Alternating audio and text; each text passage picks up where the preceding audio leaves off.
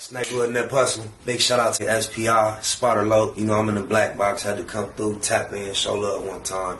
Yeah, y'all make sure y'all subscribe. Stay tuned. No, sir, not at all. But we talked about it. Really, it's burnt out subject because yesterday on the Noon Shine Show with Noonie Green at noon, which is every Sundays live on the Black Box, she covered it. And I'm her co-host, and we chopped it up about it at length. On my mama. And what y'all see this Lord Jamar, DJ Vlad having a conversation about G Malone. Hey, yo, glasses, man. We need to chop it up, bro. Somebody let G Malone know. I need to holler at him, bro, because I'm not understanding.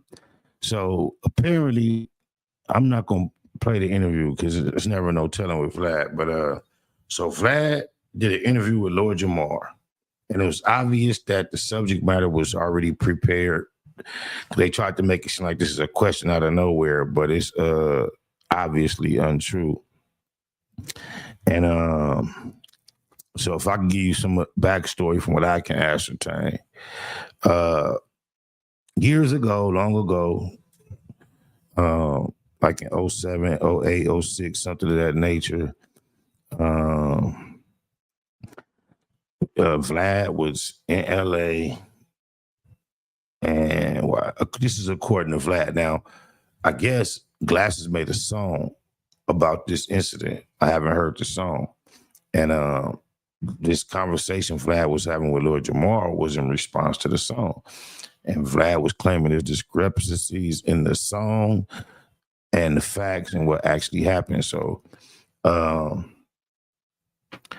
the years ago, I guess Vlad, he had to let it be. I don't know why this is even known with him telling these stories, but he was messing with a black girl somewhere on the west side of Los Angeles, it seems.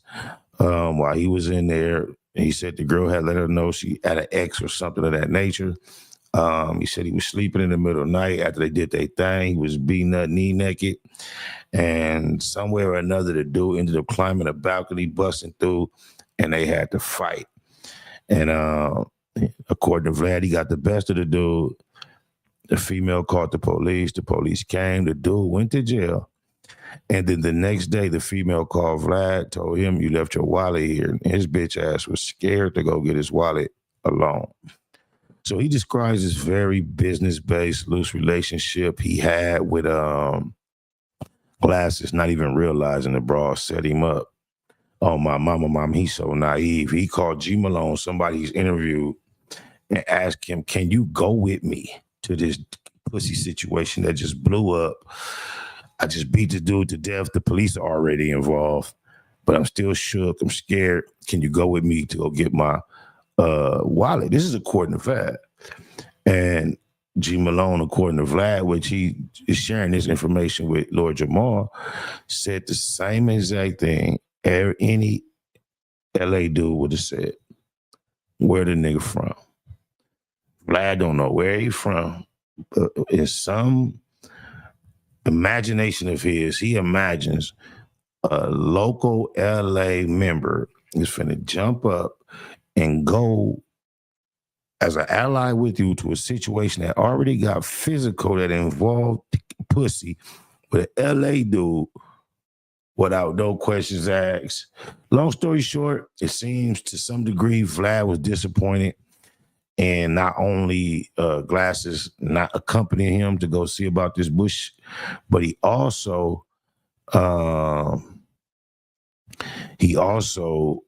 didn't appreciate Glasses making his song years later. He alluded to the fact that he thought Glasses was dry, snitching. I'll give Lord Jamar a small amount of credit for whatever it could be. He tried to play devil advocate. He mentioned that he was a friend of Glasses. However, pale-faced man could never question me about any of my melanated friends whatsoever. I would never be sitting up there finding myself in a position listening to you allude to my friend being a rat. It was a time when in hip hop, Vlad didn't get away with those type of things. Rick Ross, the ex-correctional officer, made him really pay for speaking in that fashion. But yeah, I just found that curious. This is a PSA out to G Malone. Yo, Glasses, the black box want to hear your side of this story. Vlad kept going on and on about, I guess in the song, apparently it seems as if Glasses insinuated, allegedly, that Vlad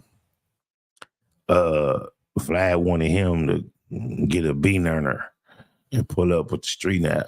And Vlad is on here trying to defend himself. I never mentioned a gun. I never mentioned. And that's just speaking to his naivety.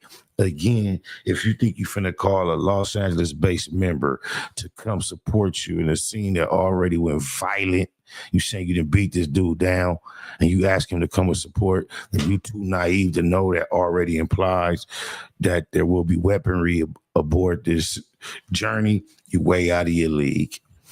But then he even went further to try to explain why, I guess the name of the song is banned from Vlad TV.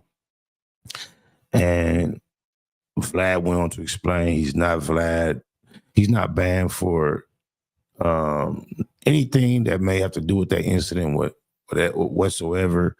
He went on to describe the caliber of guests that he typically entertains, explained that he was a businessman, and made it seem like it wouldn't be a wise business move to interview G Malone any further than he has already interviewed him. And he also mentioned that I think like in 2011, long after this incident, he did interview him. So I just was wondering if any of y'all seen that. Oh, mama. And I would like to, I would really love to see what Glasses got to say about it. I got this new phone. I purposely didn't transfer all the numbers over because I'm tired of having all them extra numbers and tired of my, seem like no matter what, bro, your phone storage just be filling up.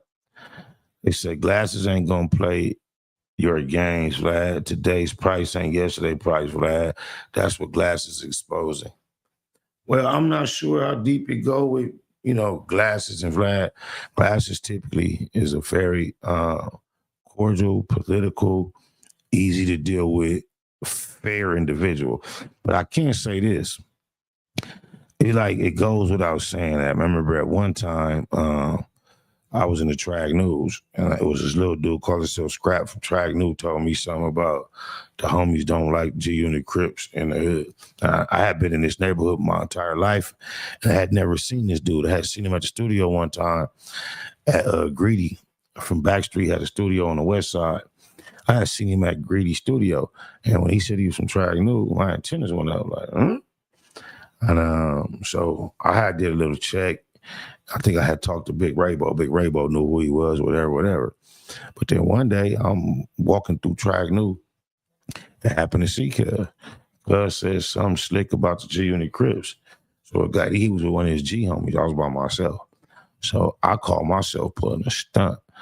I'm calling all the G-Unit Crips from Track New that I know, right? I'm going through my phone like, hey, cuz, come to the park. They all like, all right, on my way. They coming. I can remember one time I had a partner named Glenn I grew up with from Track New. I had his name in my phone as Glenn. So I went to go tell cuz, and something should have told me. Just everybody was like, I'm like, come to the park. They was like, all right. Only person didn't say just all right was Glenn. He was like, what park? I'm like, cuz, your park, Track New Park. He like, oh, all right. And so that was Glenn, right?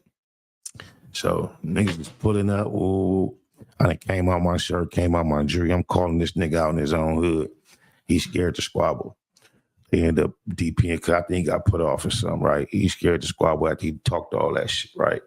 But as all this going on and the crowd developed, I look up, G Malone just standing there, mean mugging, close with me and my niggas. I'm like, damn. I'm looking.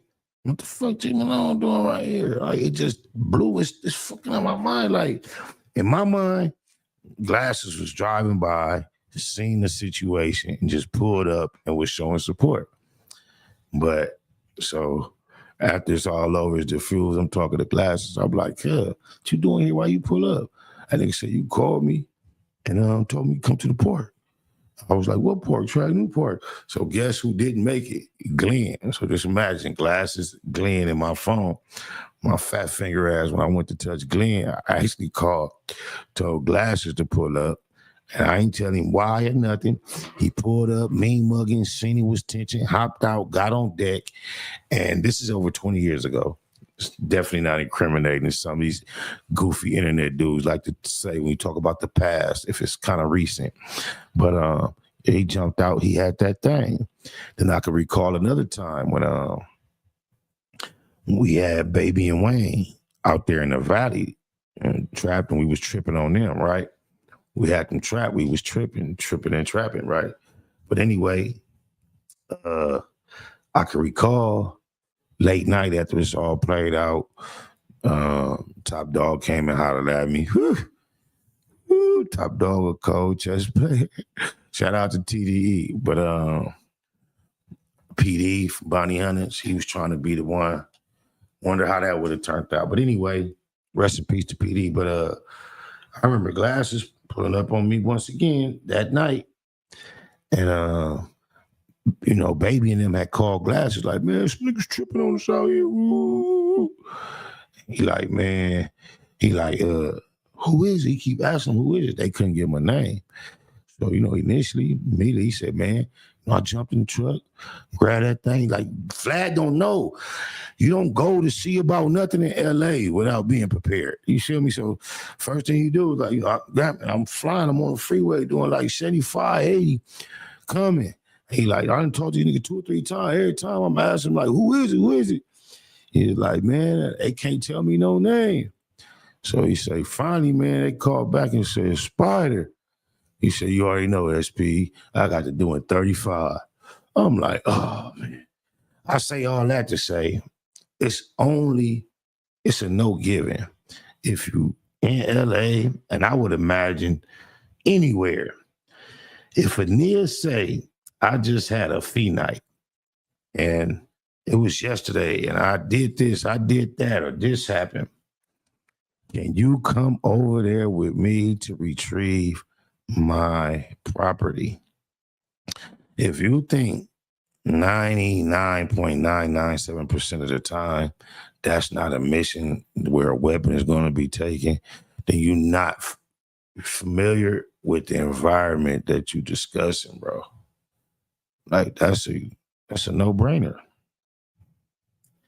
And then he tried to downplay like Glasses' whole character, bro. I'm gonna reach out to the homie when I get to the house and get to my old phone, plug it up, look for his number and see if we could get him to speak on it. Because I've been seeing quite a few people mention it. The guard rotation still at midnight? Confirmed. Last sweep's at 1:30. Gives us 40 minutes. And the codes? Panel in the generator room. I'll swap them before we walk in. That bitch steady. 90 seconds. Guards ain't moving. Almost through. Let's give it. We're in. Jackpot. The bag's 2 minutes. Time to company. Time to drop the hands on the floor. Not today. Move in. Showtime. Maintain this, boys. Left side. Got him. Down.